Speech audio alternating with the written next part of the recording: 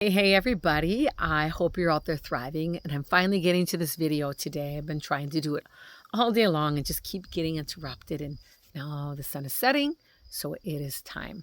So what we're going to be talking about in the next few videos is 3 metabolic blockers. And before we get into them though, I want you to completely understand something that's really important. So many of us don't realize that insulin resistance isn't something that just suddenly happened. It's been developing behind the scenes for years, possibly since your teens and young adulthood. So I want you to think about insulin, the first metabolic blocker, like a delivery driver. And that delivery driver is carrying fuel for you, primary glucose from the food we eat, and the destination, your cells. And when you're insulin sensitive, the driver pulls up, the door opens up, the delivery gets made, and voila, everything's great. But when insulin resistance starts developing, it's like that delivery driver keeps showing up and the door just won't open. So what does the driver do? He knocks harder, and he knocks harder and harder and harder.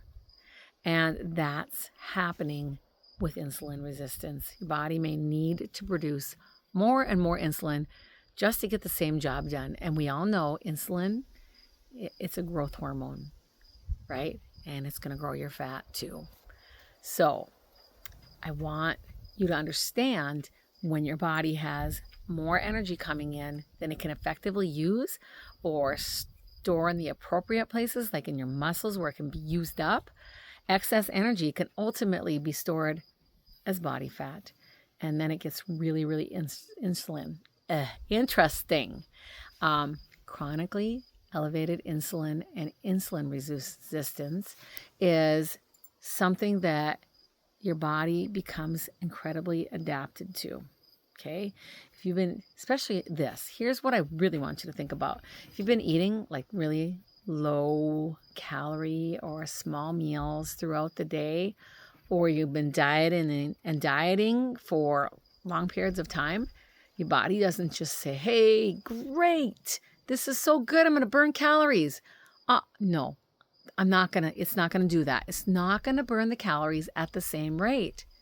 It adapts. Energy expenditure can decrease. Hunger signals increase.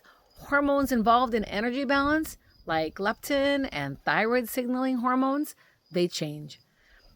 Your body is essentially trying to protect you from what it perceives as a prolonged shortage of energy. And that's one reason why simply eating less and moving more isn't the long-term metabolic solution people think it is. Now, one strategy I'm going to talk to you about is carb cycling, and that is varying the carb intake day by day rather than keeping it extremely low all the time.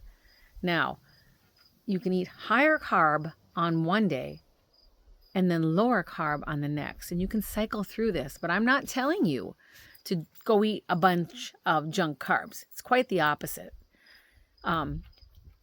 You have to figure this out for you, what works for your individual goals, your activity level, and what you need overall for your nutrition, because it's not going to be the same for everybody.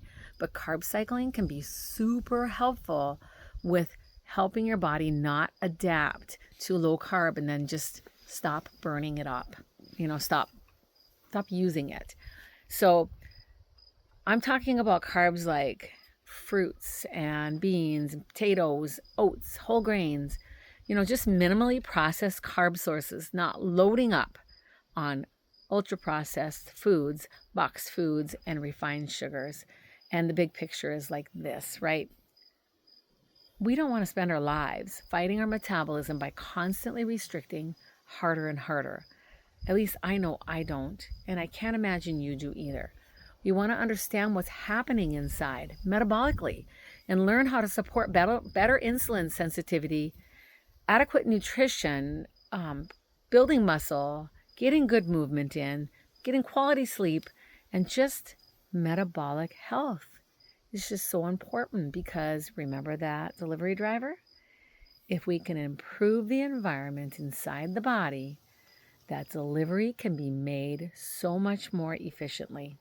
And we don't have to keep sending the driver back to the door to knock harder and harder and deliver more and more insulin. So, over the next couple of days, we're going to talk about 2 more metabolic blockers that might be affecting your ability to get the results you might be looking for. So make sure you keep watching for those next videos, because we're going to keep putting these pieces together and they all work in tandem. I promise you, once you start understanding what's happening underneath the surface and taking the steps to manage them, everything will start just working better.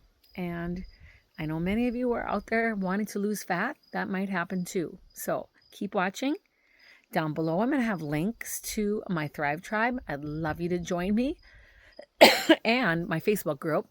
Love my Facebook page. Sorry, my home Facebook page. I'd love you to be on there with me as well.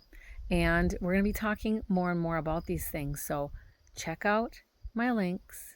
And I will see you soon to tell you about metabolic blocker number 2.